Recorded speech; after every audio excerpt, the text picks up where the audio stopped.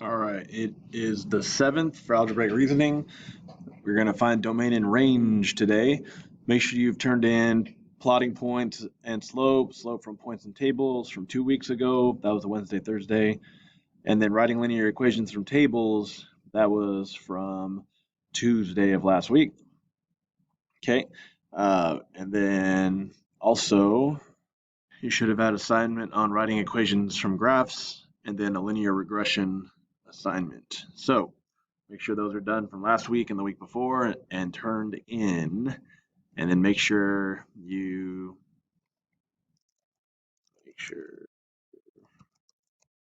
took your quiz from last Thursday. All right, so today with your calculators, okay, we're doing an assignment on domain and range. So the notes look like this. Now, the notes you'll maybe notice are two-sided, okay? So one side is blank, and then the other side is filled in. So let's talk about domain and range. This is stuff that you should have learned in Algebra 1. So domain is the inputs, the x values, or the independent values. So when you're talking about domain, we're talking about from left to right.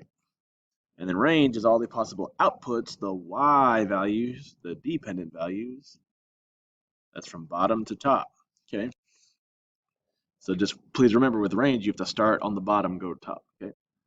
Now, sometimes you'll see filled in circles, that's included. Sometimes you'll see open circles, those are excluded, okay?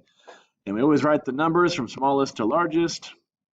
You don't know repeating numbers when you have it discrete. And when it's included, you use brackets. When it's excluded, you use parentheses.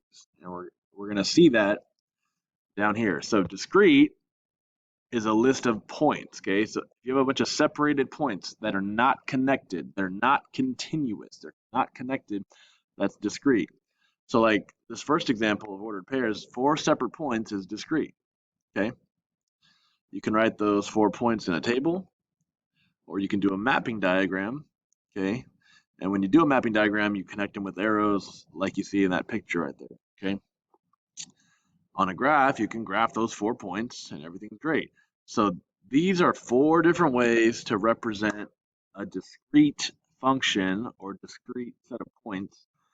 You have ordered pairs. The same ordered pairs can make a table. The same ordered pairs can make a mapping, and the same ordered pairs can make a graph, okay? So, and this, I think this mapping, let's see. Usually these x values are in order, but it is what it is. Okay, now the domain is all of those x values in order. Okay, so the smallest x value is -2, then it's 0, then it's 1, then it's 3, in that order. Okay, and then all the y values, you got to put those in order. The smallest y value is -4, then 0, then 2, then 6. All right, so when you're doing domain and range, order matters. Typically, order does matter, but it's important. Okay. Now those are discrete.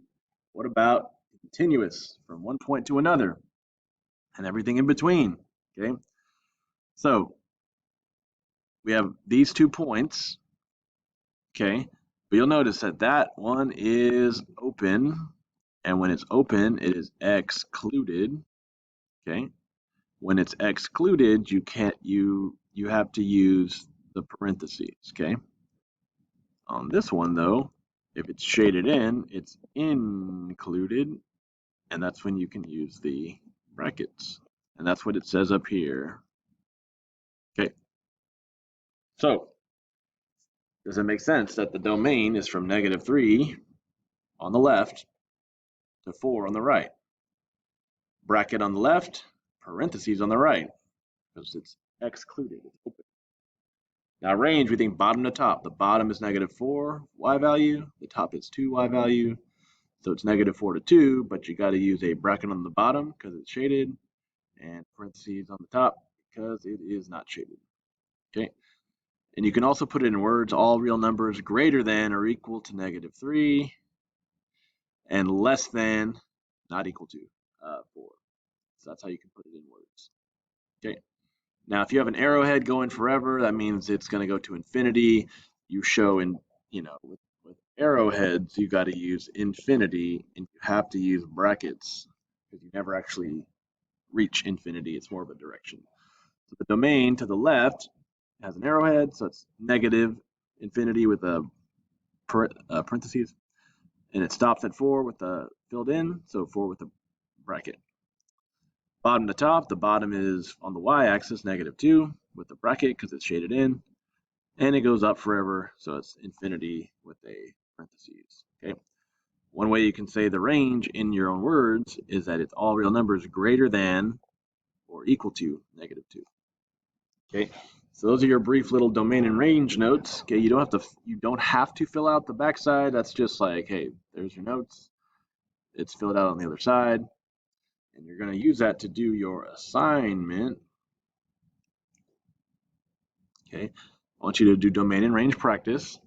Okay, you're going to tell me what's the domain, what's the range, is it a function? Okay, and a function is where each x has exactly one y value, and is it discrete or continuous? Okay, meaning is it a bunch of points or is it connected? So you tell me, what's the domain, what's the range? Remember, order matters. Please remember that, okay? All right.